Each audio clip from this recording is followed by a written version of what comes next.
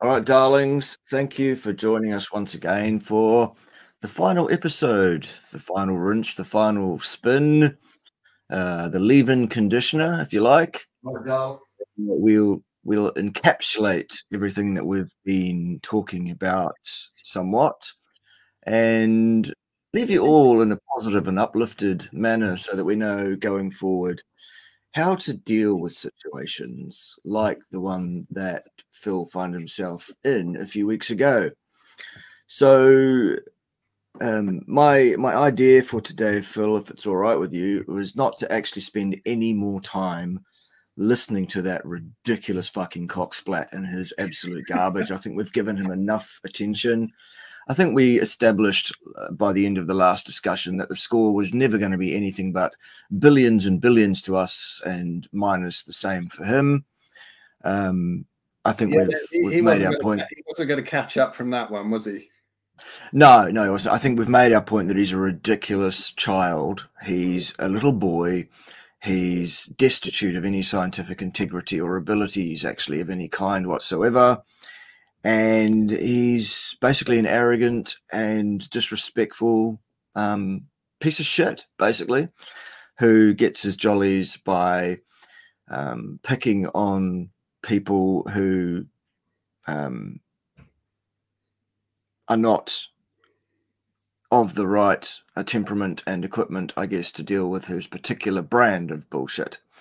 That's not a pejorative statement on you, Phil, in any way. It's a pejorative statement on him. Absolutely. Well, I think you know, it's funny because although I could have gone down the route of actually pulling up those scientific papers and whatever and kept on asking him for the data.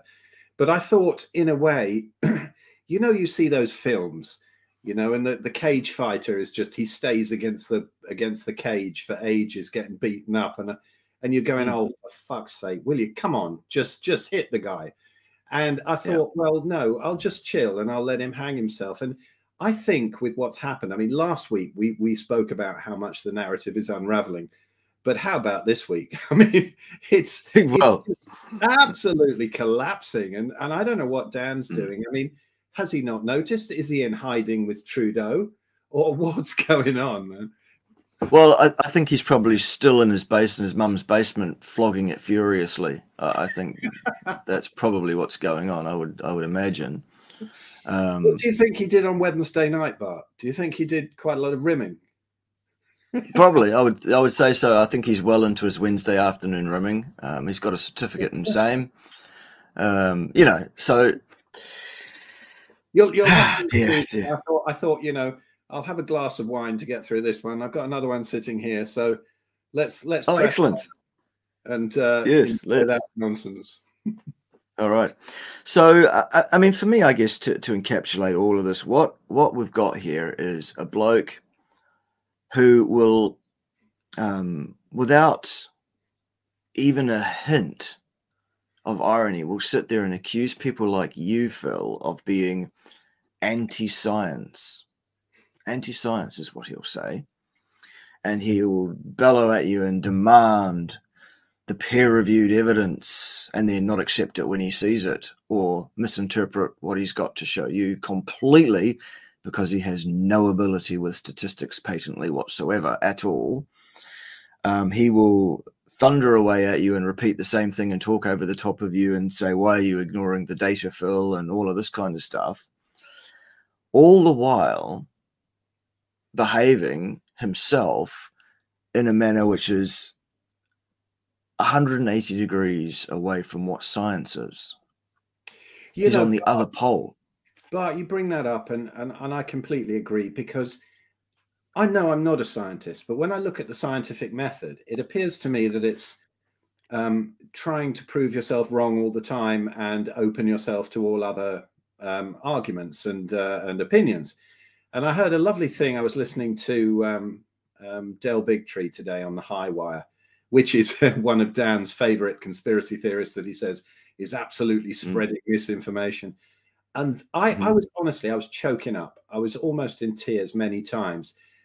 It's a 3-hour long episode. If anybody wants to watch it, the latest one on the High Wire.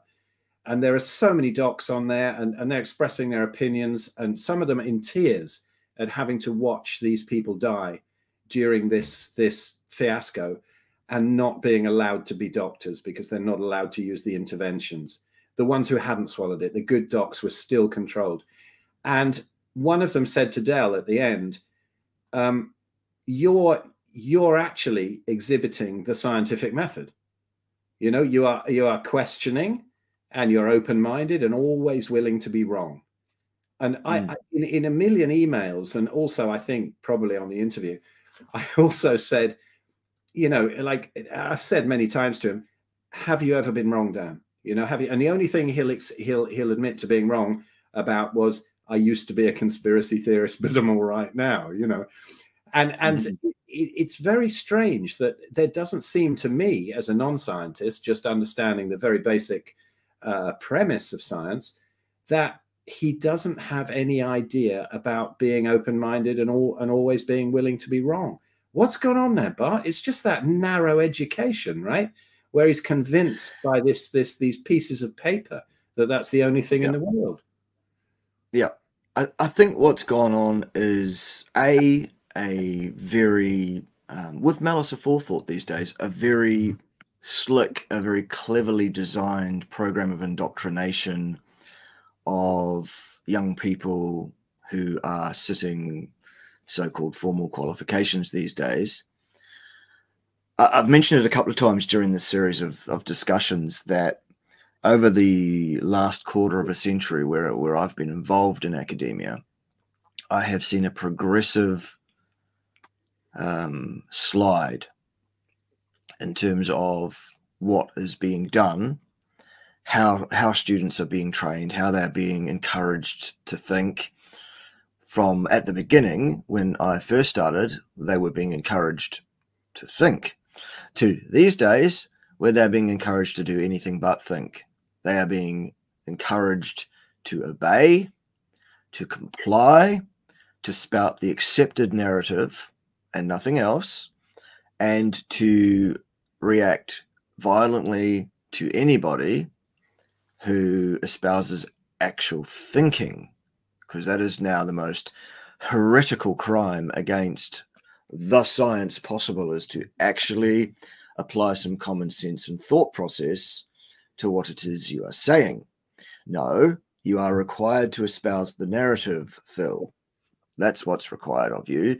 Be a good little soldier, espouse the narrative, or else we'll put labels on you like anti-science or science denier if we want to evoke feelings that you're a Nazi. Perhaps we'll use that word, denier, and we'll bellow at you, why are you ignoring the data, while all the while ourselves ignoring the data, splashing data up on the screen for 2 seconds without discussing said data or doing any analysis of said data, using one's own statistical prowess and nous is ignoring the data just as assuredly as someone who hasn't read the data, because basically conclusions written by authors are bought and paid for.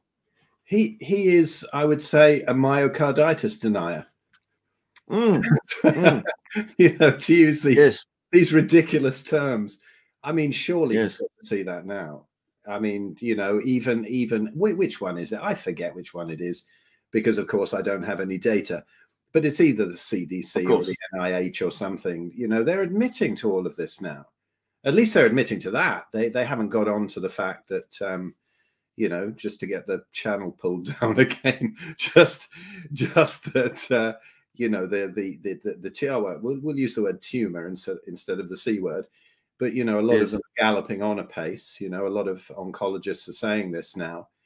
And it's surely, can he not have seen this? Can he not have seen any of this happening? That's the funny thing about all of this, man. Yeah, right.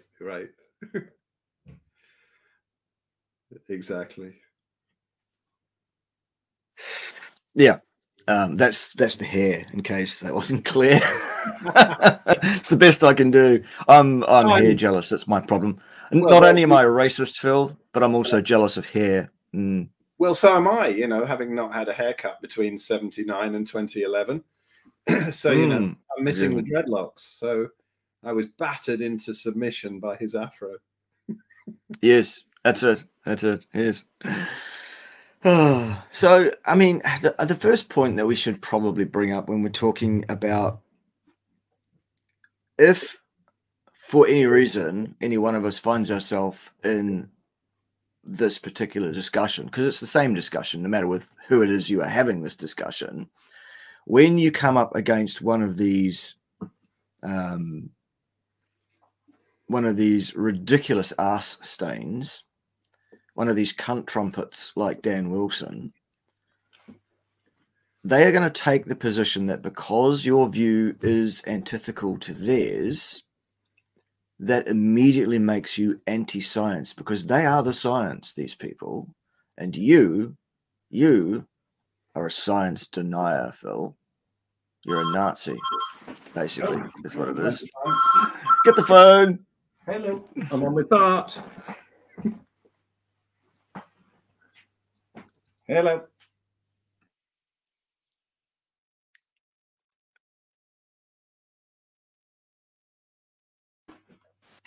Sorry, that's my vax denying nurse Mrs. phoning me up. She's on the way home. Yes.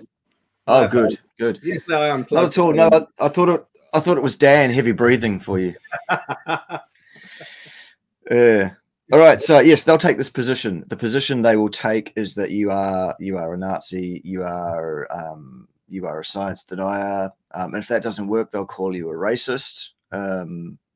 Or, you know, suggest that the discussion is a waste of time, all those kind of things. But actually, what I'm suggesting to people is that what we do as a community is, rather than deny science, rather than to be anti-science, rather than to behave like Nazis or racists, what we should actually do is insist upon science, because that wins us the discussion by itself, without any data. And the reason I say without any data is because the kind of discussions that you and I get into are discussions around health science, nutrition science, that kind of stuff with people. There is no data which is valid, robust, scientific, empirical evidence of anything in existence. The whole area in the peer-reviewed literature, which purports to be about health science, physiology, nutrition science, all of it, it is all a have-some. None of it is science. It is all an approximation of science, a bastardization of science, compromises on science that lead to erroneous conclusions. And all we need to do to win that discussion is to point to that inescapable, immutable, and inviolate fact, discussion one. We don't need to litigate the points, because you can't litigate anything without evidence. And therefore, what you're left with at the end of the day is your opponent has an opinion, you have an opinion, you're going to keep yours, and they're probably going to keep theirs if they're a person like Dan, because Dan knows everything, remember, and can't be told anything whatsoever by anybody about anything. So it's a pointless discussion anyway, except to try and win over the hearts and minds of possibly reasonable human beings who may still exist in the universe, who actually want to listen and hear what science actually is. You know, Bart, so here it is. You mentioned they accuse us of being Nazis and stuff. It's interesting because, you know, the parallels I think are beautiful. I mean, again, going back to this episode of The High Wire that really got to my heart. And Del Bigtree was accused of being, you know, a Holocaust denier, because he said that it might be something like, I think it was Whoopi Goldberg actually accused him of being a Holocaust denier because of this, you know, equating the vaccine passports and whatever to the yellow star, and the muzzles and whatever to the yellow star. And it's an interesting one, because I think it's totally obvious the other way around. Now, people say that's too extreme and whatever, but it was fascinating this week. My daughter Amelia, who pops up every now and again, just to call you a racist and stuff. Yeah, Phil has a British accent, so everything he says is official and cannot be denied. Don't be fooled, Elsie, in the chat. No, I'm an idiot. But she got this school project, this school sort of homework to write about the Holocaust, and they fed her a load of the standard narrative, you know, and how we must not forget, you know, lest it happens again. And I've been in sort of battles with this school about them approving muzzles and jabs and whatever. And I just looked at it. I was speechless. And so all I did was show her a video of a 92. It goes around on Bitchute. 92-year-old Holocaust survivor saying this is worse, you know, at a rally, and the crowd just hugging her and in tears and whatever. And it is so obvious. And so I said, well, I'm not going to control your essay, but what do you think about that? She said, I'm scared to hand it in, but I've got to write that. You know, I've got to say, well, perhaps just question. Say, perhaps we're not listening now. And I made this point to Dan, and he says, oh, that's ridiculous comparing it to that. But I mean, honestly, the book burning, the censorship, the you know, what's happening now with the segregation, the jabbed and the unjabbed. Get this for your safety. Yes, for the greater good. I mean, every sort of despot ever has used that line, haven't they? Yes. So she handed in the essay. I've got to see what happens, you know, with that. But I think it was a very good point, man, to just say. And I say to her as well, question everything I say, but question all the shite that you're force fed at school about this Holocaust thing and how we should always remember it and wake up when we're in the middle of this thing. And how can these people not wake up to that side of it? Because people like to feel comfortable in their illusions, I think, Phil. Basically, they like to feel like there is a safe place for them, that they can sit and go la la la la la and put the blinkers on like Dan does, and you know, do the whole see no evil, hear no evil, speak no evil, have no fun thing. I would suggest to Amelia that if the teacher does not like her essay, what she should probably do is turn around and say, it's because I'm black, isn't it? Absolutely, yes. Actually, I had that and then you know that's the answer to everything. That in reserve. I think what Dan that's the answer to everything. What Dan needs really is to be pushed into the cab with one of those truckers in Canada. What do you reckon? Yeah, exactly. Indeed. Yes, for the greater good with fuck all evidence. Correct. In fact, the evidence is not only not in support of the line that the powers that be have been pushing in some countries and are now coming around to, are still pushing just as hard in other countries. I get it that Bojo the clown from the Westminster Circus has come around a bit. The reason for that is, I believe, because it's a political imperative, because it takes the attention away from parties and things, and saves him from being eliminated from his job this week, more so than he actually cares about people, I would say, or evidence in any way, shape or form. Here in this country, we've still got the same stupid fuckery going on, only worse, and now the Prime Minister has gone into hiding. In line with, she's probably in the same hidey hole as Trudeau is in Canada. We don't have quite so many trucks blocking up the roads or anything, but I think she can probably see the writing on the wall. Her popularity statistic is as low as it's ever been, and that's a good thing. It's not low enough yet, however, but there we go. We're working on it. But you know, as a Kiwi, like, are they her teeth or are they dentures? I think that's what she was given. Are they comedy dentures from a joke shop or something? What's going on? You would think so. You would think so, wouldn't you? But no. Apparently they're the genuine article, the chompers there. Oh yeah. Yeah. Yes, Chairman Bozo. She's just got married, hasn't she, or something? She was planning to, but then she put us into another stealth lockdown, a lockdown that's not really a lockdown that's called anything but a lockdown, but nonetheless is a lockdown. And as such, I worry about her fiance. I think probably, if he hasn't already, at some point he's going to get emasculated by those gnashers. Oh, look, anyone that knows who the boy is, he's actually a quite well-known television presenter here in New Zealand. Oh, I see. And we have been questioning the boys' masculinity forever, for years, since before he even met Jabsinder hard on. And there's no doubt in a lot of other people's minds that Jabsinder is the one in the pants, shall we say. Yeah, anyway, she's cancelled her nuptials for now because she can't go ahead and do the Bojo the Clown thing and just have her party the way she wants to anyway. Because we're watching here, you know, more than the British folk perhaps were watching Number 10 or whatever. We're keeping a close eye on the bitch. So she's going to have to hold off on her nuptials. What a shame. Never mind. Oh dear. So, yep, she's in hiding, which she's calling self-isolation, having been exposed, which is interesting because she also claims to have been fully intervened upon. So if the thing is safe and effective, then why would exposure be a problem? Oh yes, that's right, because they've now admitted fully and without even a hint of irony that the thing does no such thing. It does not protect you against being infected. And then now we've got is a bunch of people, when anyone says that on Twitter or whatever, it will, you know, it doesn't actually provide any protection from infection whatsoever, none at all. Now we've got people in the general public without any fucking irony saying no one ever said it's going to protect you from infection, which is a lie. They did say that. They said it repeatedly. And now we've got people genuinely, you know, and even believing that they are spouting the narrative.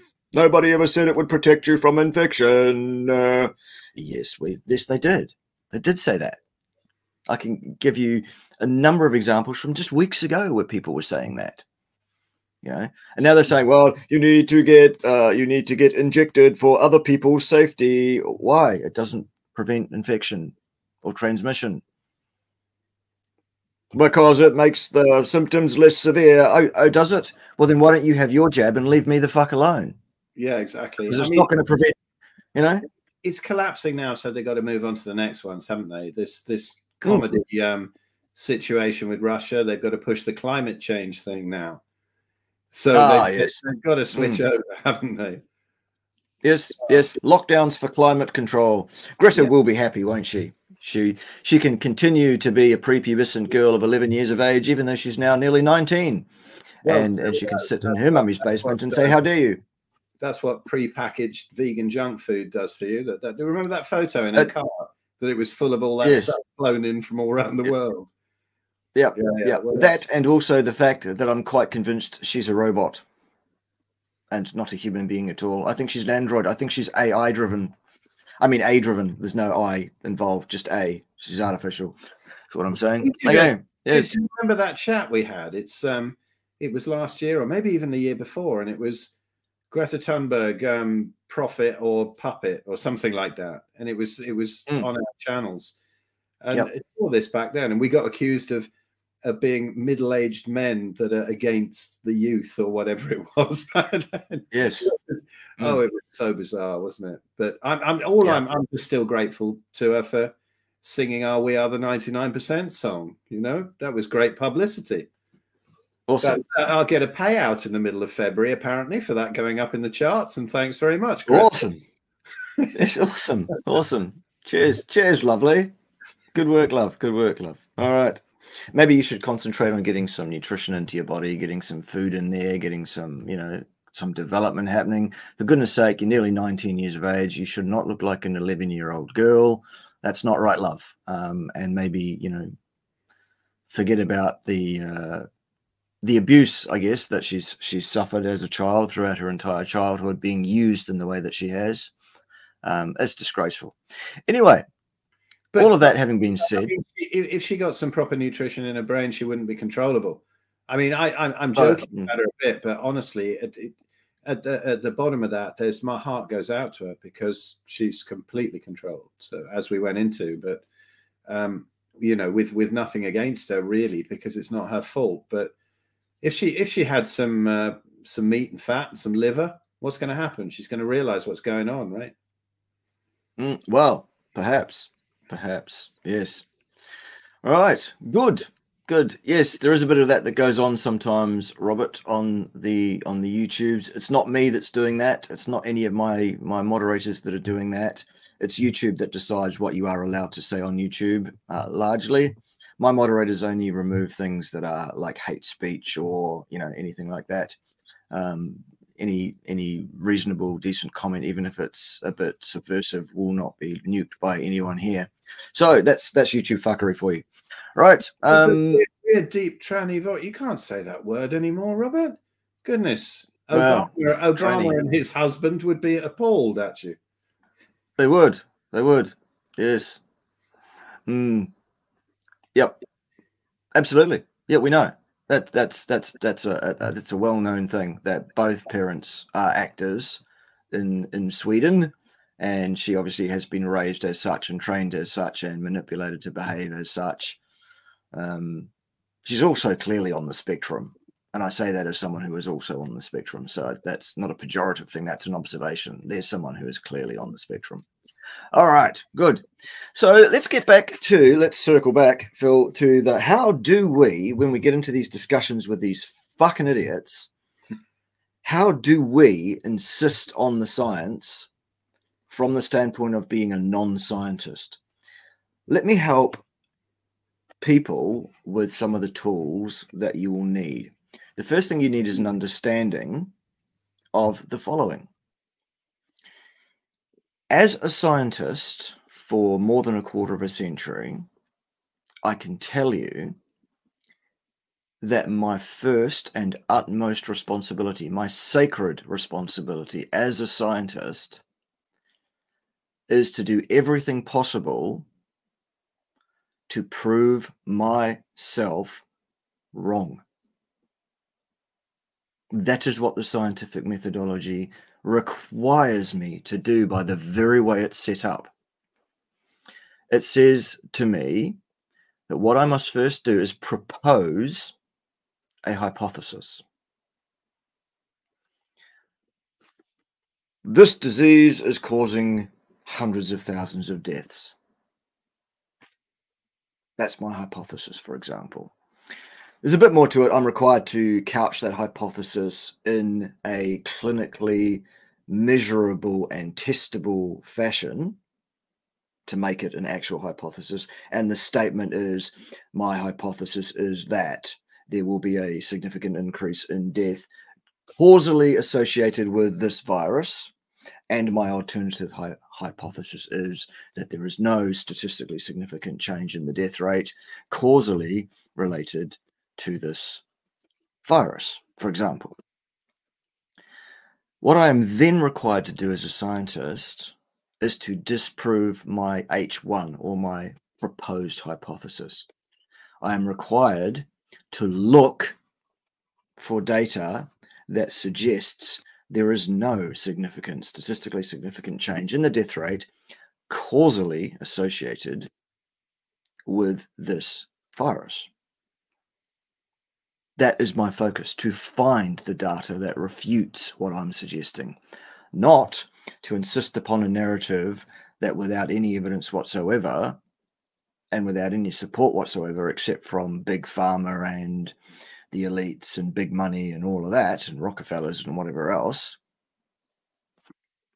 I'm required to provide data that suggests that the other thing is true. That's what a scientist does. So that's what first and foremost qualifies Dan as not a scientist and not a scientist's asshole, in fact, because a scientist knows that. Now, all I have to do is provide data which undercuts my hypothesis, and the hypothesis is done. We're finished with that, and we can move on to the next hypothesis. Science moves along. Slowly, glacially, does science move along, Phil.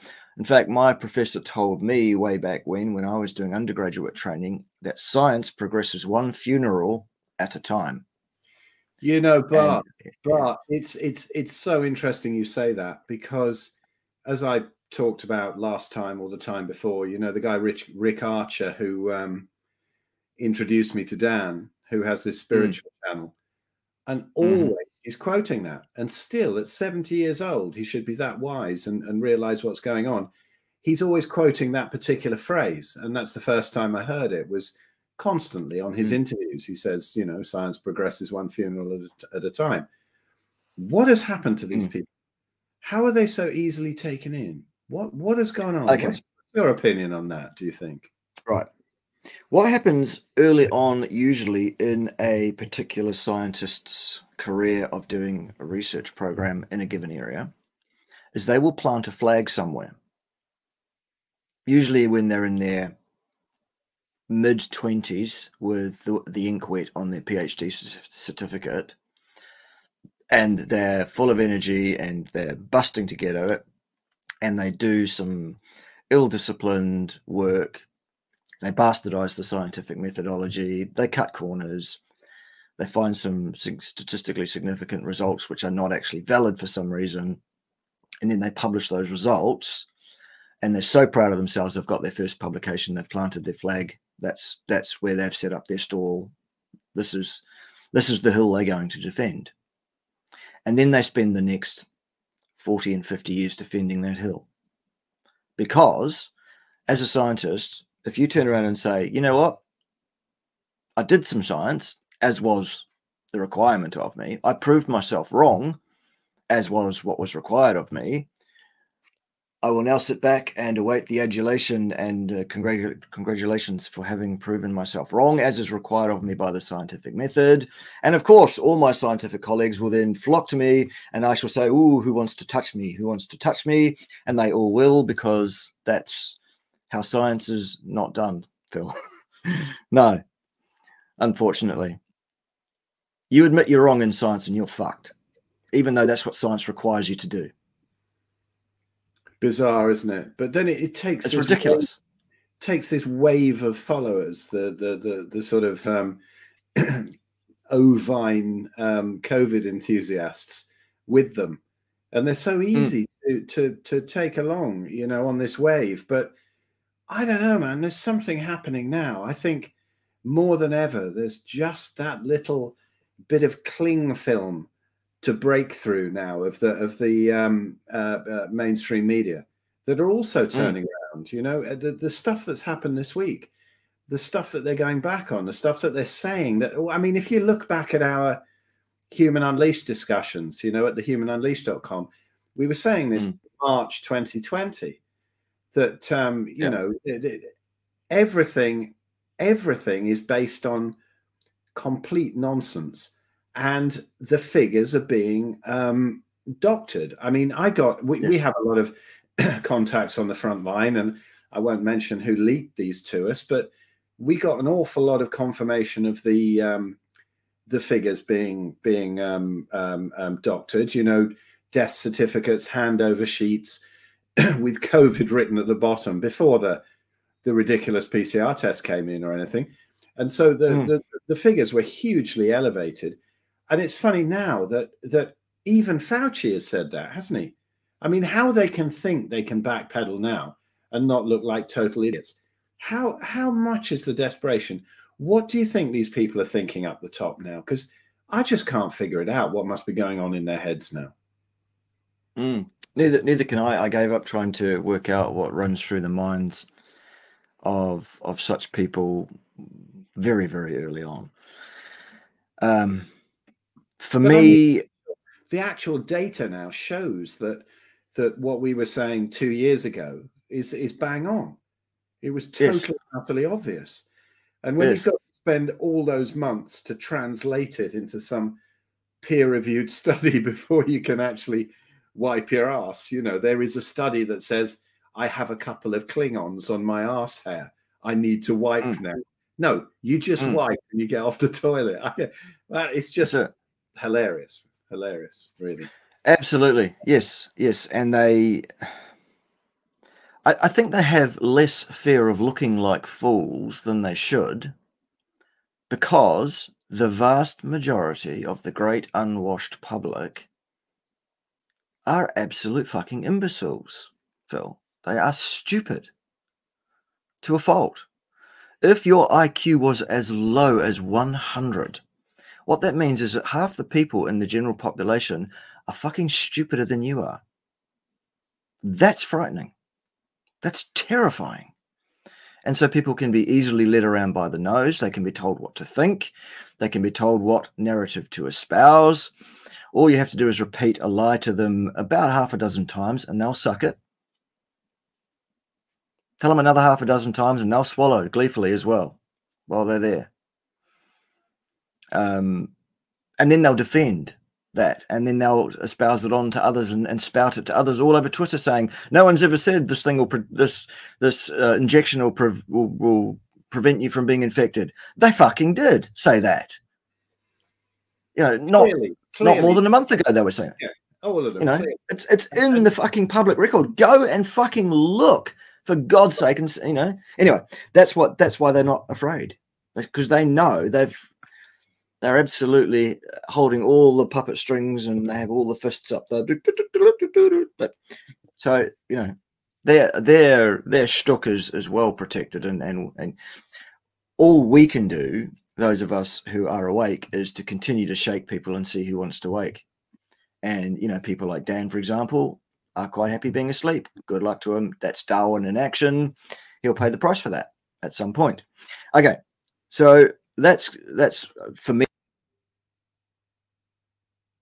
Did I just lose sound? Just for a moment. Is it back? Yeah. Good. Okay. I have a loose USB on my mic, which I might just brush past, and it sometimes goes click, and sometimes it doesn't come back. Anyway, I'm back. Good. We're all here. We can all enjoy the benefit of the next bit. The next bit is to, while we are insisting on the science in these discussions, the first thing to do is to correct anyone who claims that you are anti-science and say, no, I'm not anti-science. I'm going to absolutely insist upon science, the scientific methodology in this discussion. I hope you're up for it, is how you approach that one.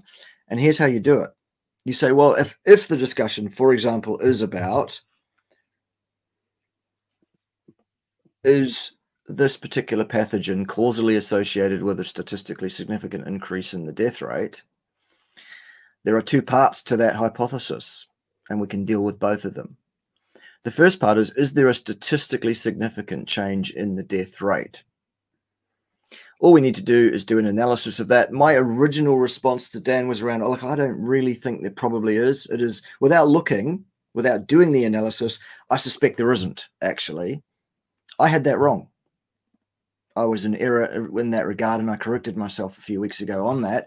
Once I did the analysis, I found that I was only just wrong. It was just over this threshold that they use, the 95% threshold, where you can say, yes, for 2020 only, not 2021, only 2020, there was a statistically significant upturn in the number of deaths from any cause whatsoever in the US population, for example. Okay, fine. The next part of the hypothesis was that the cause of that was this virus. That's where the argument falls to bits, because how do we establish cause and effect? Well, we take two genetically identical populations of people. Such two populations need to be large enough for statistical power. So we're probably talking about tens, if not hundreds of thousands of individuals. In other words, sets of genetically identical twins. And we're splitting those twins up. And we're locking one twin in one lab.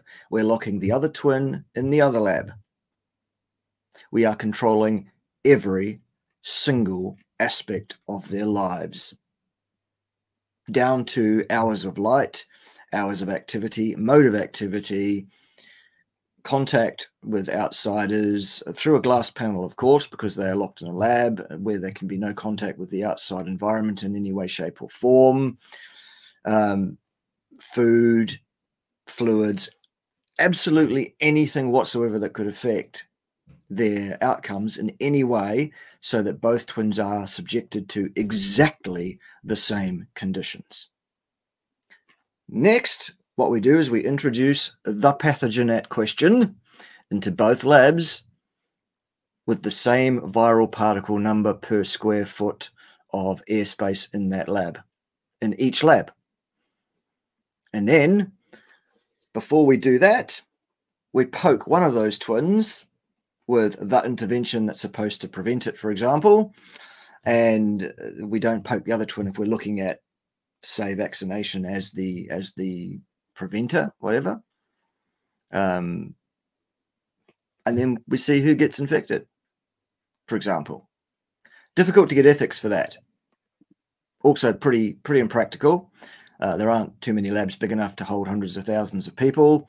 The logistics in getting all of those degrees of freedom under control, absolutely and completely, pretty tough. It's going to cost a lot of money, and ethics committees don't like experimentation on human beings, especially ones where you knowingly subject individuals to what you believe to be a genuine threat to their well-being. So, okay, good. Well, maybe there was a statistic upturn in the number of deaths. Was it due to the virus? If we were testing whether the virus was the cause or not the cause, then what we would have to do is take those two sets of twins, lock them in the labs, control everything, put the virus in one of those labs, and not put the virus in the other one, and see if there's a statistically significant difference in the number of deaths. And then we could say, well, this thing does kill a few people, sure, but then we can't then extrapolate that to the general population, because free living individuals do not have all their degrees of freedom controlled. They have things like, comorbidities, Phil, you anti-scientist pig, you bringing up comorbidities like that, you science insister. I'm sorry, man. It was distracting for him, wasn't it? It almost made his outfit collapse. Yeah, very unthinking of me. Right. Can I just nip across the chat here and yeah, please. 101 has said, where are all these rebellious, outspoken artists to call out this nonsense? People like Henry Rollins, Lydia Lunch, yes, not a peep out of them. Seems like many are only brave when it's safe to be. I totally agree. You know, as a musician myself, this has appalled me. And this business on Spotify with Joe Rogan and and what's his face, you know, and now Joni Mitchell's come out as well with Neil Young, wasn't it? Who said you can have me or Joe Rogan, and they axed Neil Young, which I thought was quite amusing. And Joni Mitchell, I mean, she's played with some of the most amazing musicians ever. My 1970s copy of Shadows and Light is going to get frisbeed, I tell you. After that, that was one of my favorite albums. But this nonsense, I don't know what's happening. Well, you know, I did a gig a little while ago with the Daz Band, and if you, I'm a musician, and you know, have a look at Daz Band, DAZBAND.com, and you'll find our tour coming up, and we are certainly calling out this nonsense, and we've got our 99%. We are the 99% thing in the charts and whatever. But a little while ago, we play a lot of these sort of freedom gatherings and events, and there was a guy called Mark Devlin there. Who also I think is vegan, but I want to come on to that in a bit. The people who've woken up but are still vegan. But he did an amazing presentation on the artists and all the sort of MK Ultra stuff, and how he reckons that they are sort of seeded with this thing, and they're given this fame and fortune, and then at a certain point they're sort of like activated, like these you see in these films, you know, where they say a sort of word to them or something. I don't think it's like that, obviously, but just they've got some hold over them where they've given them this amazing life, and then what's happened afterwards when they're needed, you know, to speak out for the narrative. Now, I don't know, but even if Mark Devlin is like 10% right or whatever, it would really explain a lot of this, of all these people coming out about it. I mean, so many people have disappointed me. You know, Tool, probably one of my very favorite bands, and I believe that, you know, they've had tracks where there's sort of lyrics overdubbing it of think for yourself, question authority, and whatever. And now they're promoting the jabs, and I'm absolutely horrified. The Foo Fighters, you know, all of it. It's really horrible, and it's given me a bad taste in my mouth, really, about the whole music business. But one thing I wanted to ask you, Bart, is what do you think's happened now with again, when I go to a lot of these sort of freedom rallies that I play and gigs and whatever with the Daz band, a lot of the people are great and they've woken up, they've seen through all this crap, but they're still caught in the veganism to save the planet thing. It seems to be the last thing that they let go of. And a little while ago, I made a video called Vernon Coleman, You're Wrong About Meat. Now, if anybody hasn't heard of Vernon Coleman, he's a doc in the UK who has made these videos of an old man in a chair speaking out against all the narrative, and absolutely predicted all the problems with the jabs and everything early on.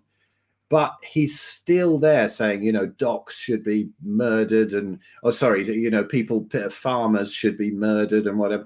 Maybe not murdered. I forget what he said. I don't want to be libelous here. But he's saying some awful things about anybody who eats meat. Oh, Peter's popped up again. Here he is. Hello, mate. How are you? How you doing? Good. Good. So, you know, he's still there, spot on about everything, but still on his website about how we should all eat plant-based to save the planet. Yeah. What happened? Why do you think that's the last frontier for a lot of people? I've got, with one of the guys in the Human Unleashed and the Red Pill, Ben Hunt, I've got a talk locally here, you know, and I know there's going to be a couple of vegans present because they've emailed me saying there's going to be a riot there. I don't think there is, but I've spoken there before. But we're doing all about the war on meat and whatever. And, you know, why is it that so many people have woken up, but that's the last frontier? Why do you think that is? What's going on there? Okay, I think it's a combination of things. I think it's a perfect shitstorm of things. I think that our society has changed in the last, most notably 25, 30 years, in the way that people think, the way that people communicate, gender roles, gender identity, who our heroes are, who we look up to and for what reason, how children are schooled, even, I mean, indoctrinated in their encampments that they go to every day to learn how to comply and espouse the accepted narrative around all things. So I think there's that. I think that's a strong piece of preconditioning. I think that the advent of electronic devices, screens, have disconnected us from our fellow man. We are now more interested in this fucking thing here than we are in talking to one another or getting our heads up and seeing what's around us. So isolation from our fellow man, the destruction of society, the breakdown of the family unit. I think there's a free-floating anxiety that is encoded with malice aforethought by the elites. They want us uncomfortable. They want us in fear of shadows, climate change, some virus, each other. They want to set us against each other. They want to factionate us, divide and conquer. It's you know, there's nothing rocket science about any of this. And also what they are doing is actually actively encouraging a sense of anger towards a particular part of society. Those of us with 3 brain cells or more who are actually awake to this bullshit, we are now the enemy of society. We are even being labeled as such. Enemies of the state, enemies of society. We are very, very low on the social credit structure ranking. We are having our freedoms curtailed, etc. This is all covered by Professor Desmet very recently when he's talked about what is the underlying cause of this, what is basically a mass formation psychosis that's going on in our society.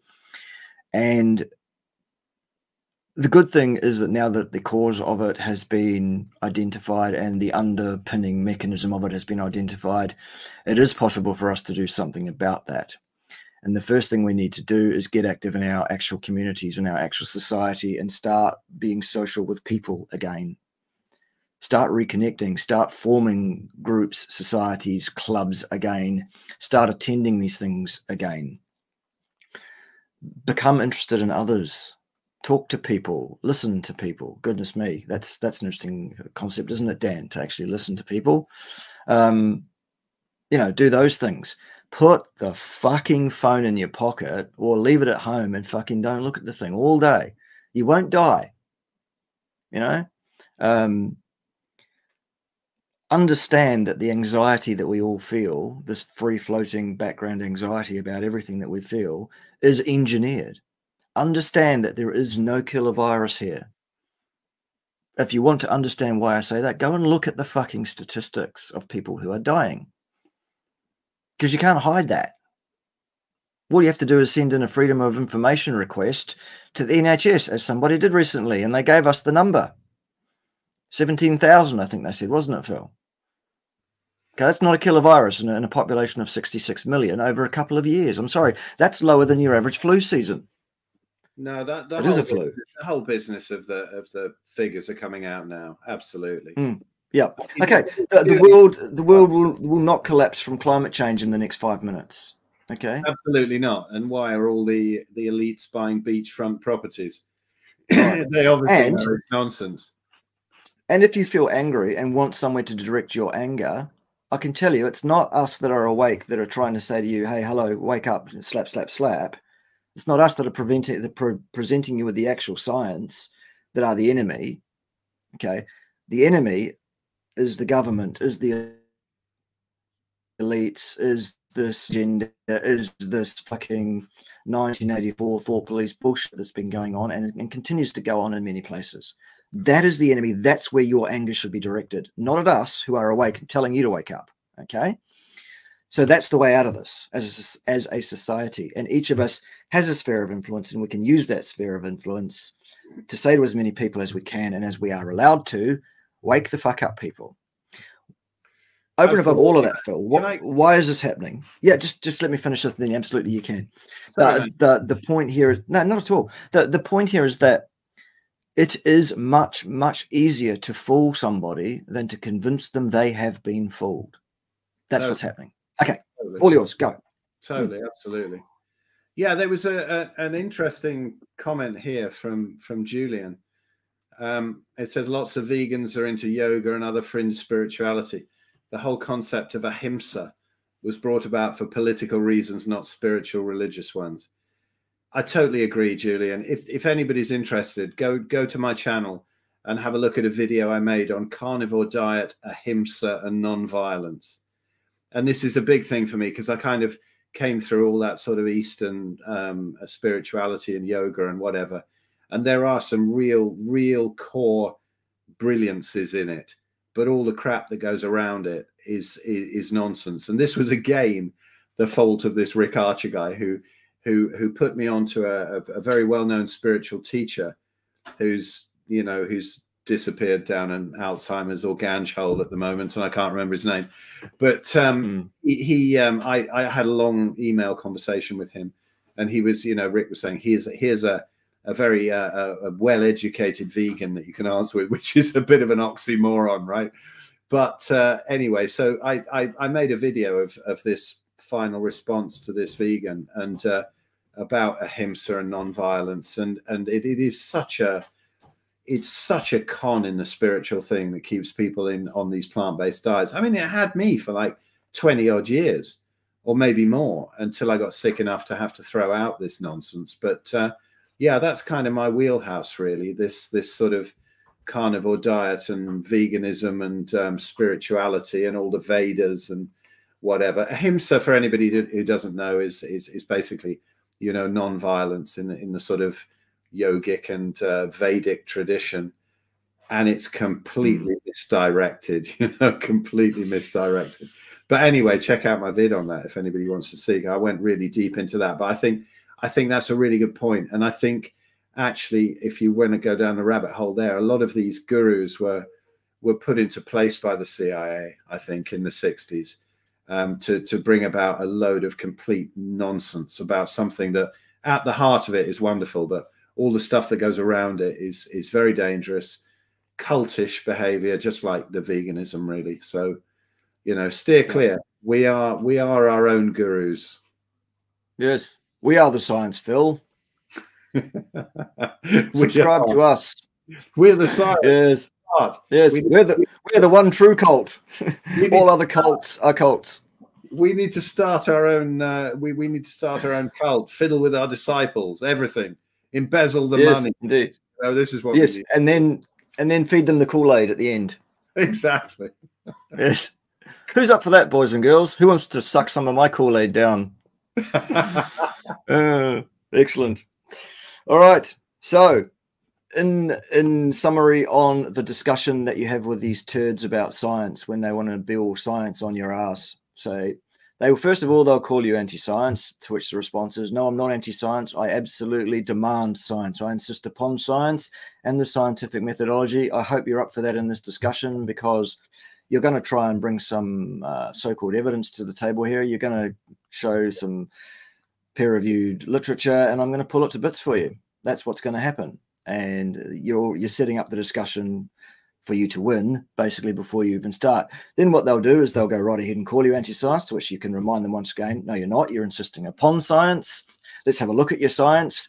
They bring up the science, and you say, great, this is an experimental, empirical piece of science, is it? Where people, human beings, a large number of them were locked in labs, were they, for multiple years, if you're talking about long-term health outcomes, were they? Every aspect of their lives were controlled, were they, except for the one thing that you're pointing the finger at, were they? No? Well, why don't you get yourself directly to fuck then? Do not pass go. Do not collect $200. We're done here. No, you're not science. You're anti-science. I'm science. I'm demanding science. I'm saying you must provide me with science. You haven't done. Debate's finished, son. We're done. That's it. Finish. That's how you deal with it, boys and girls. Simple as that. But you've got to be strong enough to do that with someone. You've got to be strong enough to say, no, I'm not going to put up with any of your fucking nonsense here. No, I'm not going to allow you to call me an anti-science person or a science denier when I'm doing the exact opposite to that. You're projecting. You're being anti-science by splashing up a paper thinking that something that's peer-reviewed therefore somehow confers veracity or correctness upon it. It doesn't. The other thing I can use personally, which probably most of you can't use, but I certainly can, is people say, oh, it's peer-reviewed, it's peer-reviewed. I say, great, I've been a peer reviewer more times than you've had hot feeds. What do you think about peer review now? Because they want to say I'm an idiot. I love it that you've done that peer-reviewed thing and seen through it. I think that's so important. And this whole business of co-opting science for a narrative, you know, I mean, Julian here, he's made another great point. There's no restrictions on meat eating in the Vedas. That came much later. And he's spot on. You know, if you actually look at the old texts, like the Charak Samhita, the Bhava Prakash, they say that there is nothing as nourishing for the body as freshly killed meat. You know, it is like nectar.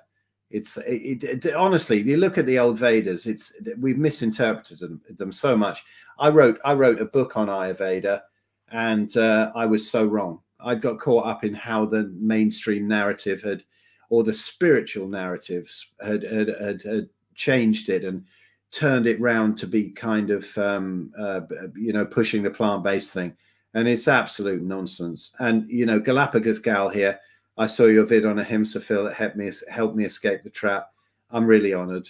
Brilliant. It's lovely. That's why I do them. We just need to get people out of this shite, don't we? And Bart does it all the time with his stuff, blowing up this bullshit. So I'm honored with that one. Thank you.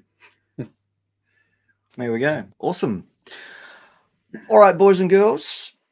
I think that sums it all up pretty well, really. At the end of the day, that's my take on everything that happened with regard to the discussion that Phil got himself inveigled with there, both an email for months and months before the video was recorded, and then spending 2 hours trying to get through to someone who is unreachable, a boy in short pants, a ridiculous turd, an ignorant little fucksplat of the highest order, a pseudoscientist, an ignoramus, a fool, a boy who Darwin will sort out. I tell you what, Bart, just before we wrap up on this, you know, we were going to deal with this at the end of this anyway, but I didn't watch his video on his channel till much later, till somebody alerted me to it. But he did about 20 minutes off the end, and he said, oh, I've had a cursory look, you know, as he said, admitted himself. I've had a cursory look at this diet thing, and Phil is wrong, because all the data shows that it's down to calories in, calories out, which it does and not. any diet can work as long as the calories are right. Now, but what does that say about his scientific research abilities? I'm just going to leave it on you, man, because that's bullshit. Yeah, it points directly and squarely to it. He has no ability to interpret literature, data, or anything else. He's done a 5-minute Google search on calories in, calories out, by the sounds of it. That's not science. And neither is suggesting that a calories in, calories out approach is the appropriate approach for someone who wants to change their body composition, for example.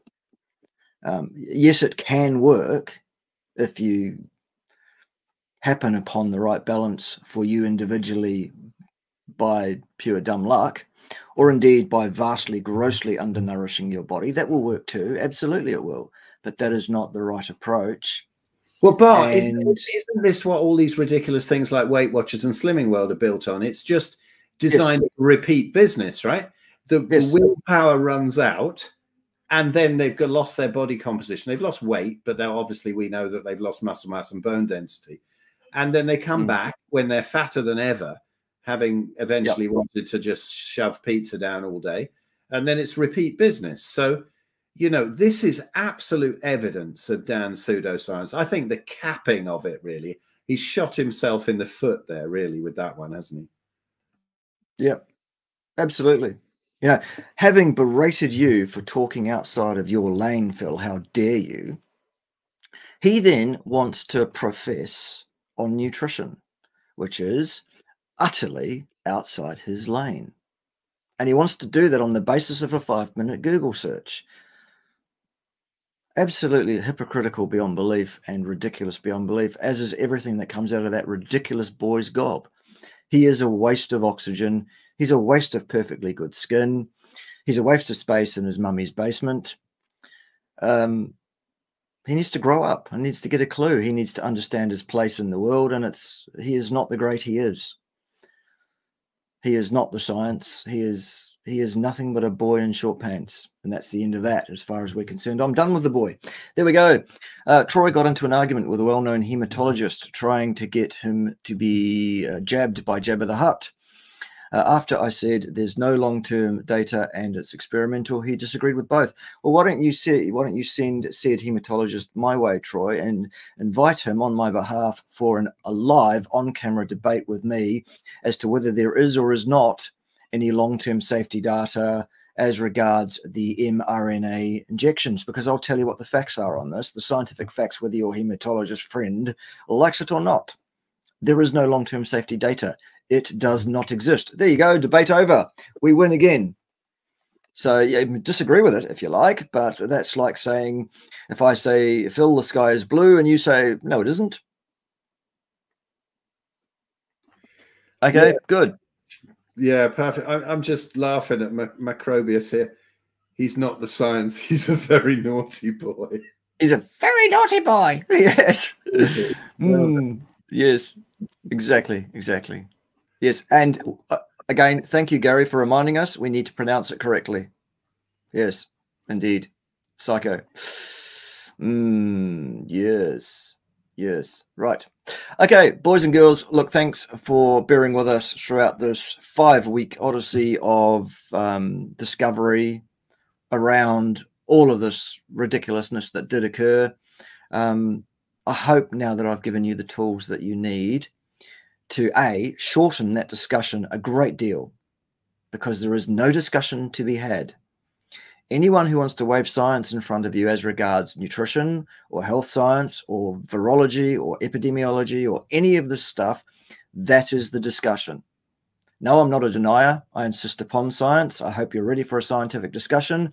Show me your data. Great. Here's my question for you. Is this a study concerning human beings as subjects who are locked in labs for multiple years, if this is a long-term outcome statement that you want to make here? Was every aspect of their life controlled? Absolutely and completely, except the one thing that you want to point the finger at here. No, it wasn't. Well, off you fuck then. We're done. End of discussion. You lose. That's it. Simple. Anything else above that is just an assertion. It's an inference, and it's a piss weak inference based on pseudoscience. Sorry about that. We're done. That doesn't take 2.5 hours, and neither does it take 5 weeks to unpick it. I just thought we'd go through the process because it was fun calling Dan a cunt 50 million times, because a spade is a spade, isn't it, Phil? Well, you know, I take it not so much personally in the other way, you know, for Dan, that we're saying this just really for all these people who are saying this bullshit out there and who are so stuck in their ridiculous brainwashing. You know, it's sorry, Dan, not sorry, because you brought it on yourself, but you are just our little entry point into all the lunatics who are saying this now. And you're on the wrong side of history. And just like, you know, we're here for you when you wake up, and we'll help you with the, I'm not even get fucked. I will be, you know, I'm happy to. Not so much sure about Dan. Maybe he can go find somebody else to talk to. I've given him enough time. But, you know, these people will wake up and they're going to need help. They really are, because it's going to blow their world apart. But right now, with lots of love, Dan, you know, like fuck you, and everybody else is doing this and dragging people down. But unlike you, there's no massive aggression here. And just, we realize you've been brainwashed, and, you know, hopefully we can all just come together at the end of it. Because, you know, I'm an old hippie, and I'm up for forgiving people without forgetting, but I'll forgive. But, you know, I think thank you to Bart. I think you've done a great job. I think it's had some absolutely hilarious moments. But for the people who say that we're sort of attacking him personally, he's become the focus of it. But really, it's just attacking this ridiculous way of thinking that's dragging us all down, this inability to see the sort of geopolitical nature of this, and how all the collateral damage. And if a scientist can't think outside his own box, he's not a scientist. That's it. Brilliant. Couldn't have said it better. Absolutely spot on. Those were our people today. That's the situation. Join us next time when someone else will be wrong on the interwebs, and I'll be all over it. Bye-bye nicely. See you guys.